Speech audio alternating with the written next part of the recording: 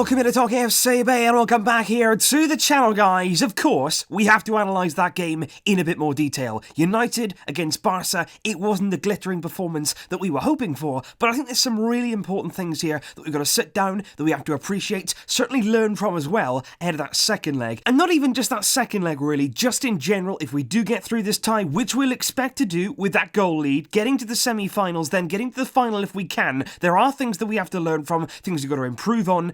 Certainly, in this video, we're looking at all that and some more. But I want to kick off here with just one fact, and it was something that I mentioned yesterday in the match review video, and it's basically the United yesterday didn't have a single shot on goal. Now, I myself, of course, live in the UK. I've got to deal with the English media at all times, which is absolutely excruciating to the highest degree. And they were going on yesterday about how United, how good they were, how well they played, how much they'd raised their level, how bad Barcelona were, how it was the worst performance in Barca in the Champions League they could remember, but all at the same time, as bad as we technically were, as much as we technically underperformed on the night, and as good as United were, they raised their level, they certainly did last night, under Solskjaer, they still lost, and they lost not having a single shot on goal. That was the first time since 2005, so 14 years ago, in the Champions League, that United finished a game without a single shot on target, and we did that, and it wasn't by luck. United, I think, in the final third were wasteful, they didn't have a lot of cutting edge, but at the same time, we stopped them. Every time the door was there, the door they thought was open, we slammed it shut. Firmly in their face, we stopped them scoring, and we stopped them having any shot on goal to trouble Ter Stegen. And the driving force behind that, I have to say this before I go into any tactical aspect, was Gerard Piqué. He, for me, was the outright man of the match, not only in terms of Barcelona, but both teams put together. He was outstanding at the back, not only in the way that he defended, but the way that he led the team, the way that he really carried us through that game. And you can see his influence out there on the field, game in, game out. This man steps up, he takes on the mantle, he really does put his heart and soul on the line now for the club. And I think yesterday, he was outstanding in terms of aerial battles, crosses coming into the box. United put a lot of balls in there. Piqué rising highest every single time to get them away. He was quickest to the ball. A few times he had duels with Marcus Rashford. He came out on top, and certainly there he won us that game, because it certainly would have been a very, very tense moment had Martial got onto that pass, slide rule pass in the second half. He was into the box. Piqué then comes out of nowhere, sliding challenge, gets the ball away, a last-ditch block, a phenomenal tackle, and ultimately that gave us there the clean sheet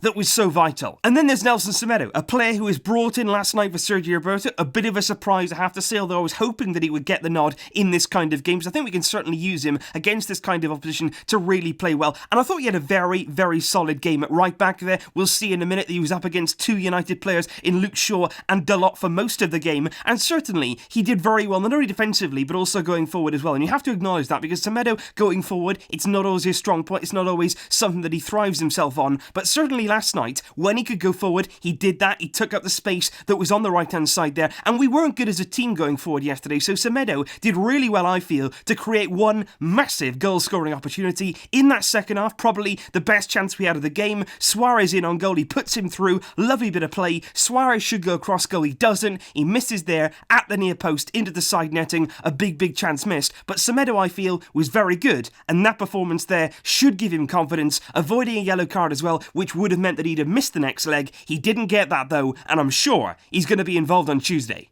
But if we now move on to the all-important tactical aspect of this game, and it was a very, very interesting game, certainly for the neutral watching this. They would have watched that, looking at what United were doing, how they raised their level, how they raised their game, and also looking at Barcelona. We didn't exactly set the world alight, but we did do some things very, very well in the early exchanges. We got our goal, and this is basically how we set up here. We have the two centre-backs, Piqué and Clement Longley. A lot of the time, certainly in the opening exchange, we are really pushing Alba on and Semedo together, both of them at the same time, really pushing them on. What you then had was Sergio Busquets almost dropping back here as a third centre-back, occupying this space there with Romelu Lukaku. And what you had here for Man United was Marcus Rashford, who was drifting in between the lines. He wasn't a main striker. Lukaku was there as the vocal point. Rashford was certainly roaming in and around the space, trying to pick up these little pockets here and run in behind Barcelona whenever he could. What you had then in midfield was Busquets here, who was trying to sort of sit deep and start the play there, playing out the back. You had Arta here for the left and Rakitic to the right. Pogba was the most advanced United player on the night in the midfield, with Fred and McTominay doing a lot of good work. I think those two players particularly were very, very good for United last night. They were picking up all the loose balls in this area. McTominay and Fred really pressing high as well. They were very brave in their play last night, the way that they played. You had Coutinho from the left-hand side here. Messi here, I feel right throughout the game, had to drop far, far too deep to actually get the ball. We didn't supply him yesterday with the ball in United's half enough. He was having to drop in really deep to get the ball. And you know when Messi's getting the ball here, he's got to do an awful lot there to actually get it back, make those runs and actually pick it up where he can be dangerous in front of goal. And most of the time, like I said yesterday in my match review, it was Luis Suarez here who was massively, massively isolated between Lindelof, Chris Smalling. They dealt with him very, very well, I have to say. But at the end of the day, most of the time, it was a 2-on-1 situation. And in that kind of situation, the striker has got to do so much there to win that battle. Ashley Young here out on the right-hand side and Luke Shaw on the left, who will be suspended for the second leg. And what I would highlight then, after we scored our goal, the one big thing that we really failed to do, and it was all about this kind of area here, playing out of the back with Marc-Andre ter Stegen. You had Rashford here was certainly pressing high, Lukaku as well. Busquets is trying to get in position to sort of receive the ball, but he was being closed down.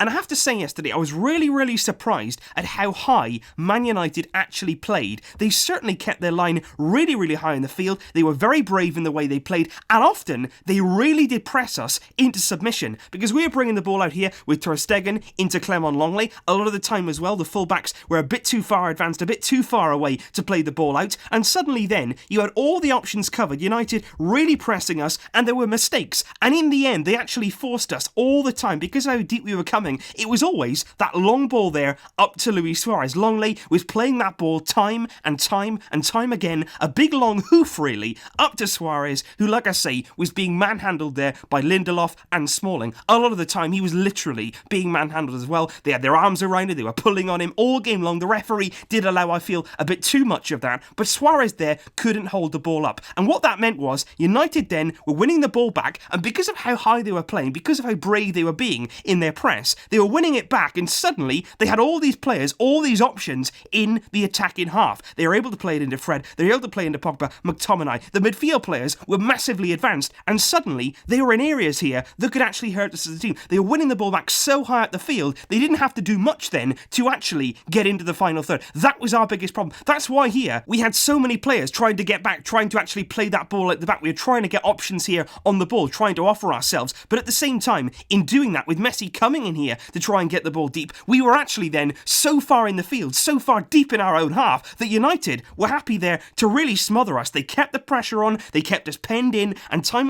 again, they stopped that play out, and we didn't seem to be able to cope with that. It was a bit of nerves, I think, on the part of Clement Longley. Quite a few times he was making decisions that we haven't seen from him really in La Liga this season. He was very much out of sorts on the night. I think at the camp now, it's going to be very, very different. There's two massive reasons for that for me. And number one is all about this man here, Philippe Coutinho. And the reason for that is, and I'm singling him out not because of him as a player, but just the type of player that he is. He's not somebody who's going to be running in behind. He's not somebody who's got blistering pace. So Ashley Young here on this right-hand side didn't really have to worry an awful lot when he was coming forward, putting those crosses into the box. He knew that he had the pace there to get back in, stop Coutinho from advancing. That wasn't really a massive concern for Man United. I think Malcolm there certainly would have caused problems, but I want to actually say Dembele. Because you imagine this situation in the second leg here, where United are once again very brave, and like I say, I don't think they're going to do this at the camp now. I don't think they're going to be able to play that high line, simply because they'll be very, very worried of what we can do in our own stadium, a bigger pitch, a wider pitch. We will make them pay for that kind of bravery. It will not work the same way. But imagine yesterday if we had Ousmane Dembele out on this left-hand side with the pace that he has. Not only the pace, but also the close control. He is a goal threat. He is a goal provider. He can do everything on the ball. And for that reason, United simply wouldn't have been able to be so open, because Longley would have played that long ball, but not to Suarez. It would have been in behind to Dembele, and suddenly then it's a race between Dembele, Ashley Young, Lindelof, and we know there Dembele has the pace, he has the power to go and beat them in those kind of areas and expose all of that space. And that's really the problem. Valverde, in the way that he played yesterday, he was conservative. We certainly looked to defend, and we did defend very, very well. At least if you're going to defend, do it well. Not like against Roma, where we were woeful defensively. Yesterday, we were better. I think we certainly could have got at United with Malcolm, with Dembele. We didn't choose to do that, but in the return leg now, we have to see a bit more positivity. We have to see us go for United more, because certainly United as a team, I feel, can be breached defensively. Even yesterday, we saw them with the way they played very well, but they still made defensive errors. You saw it a few times,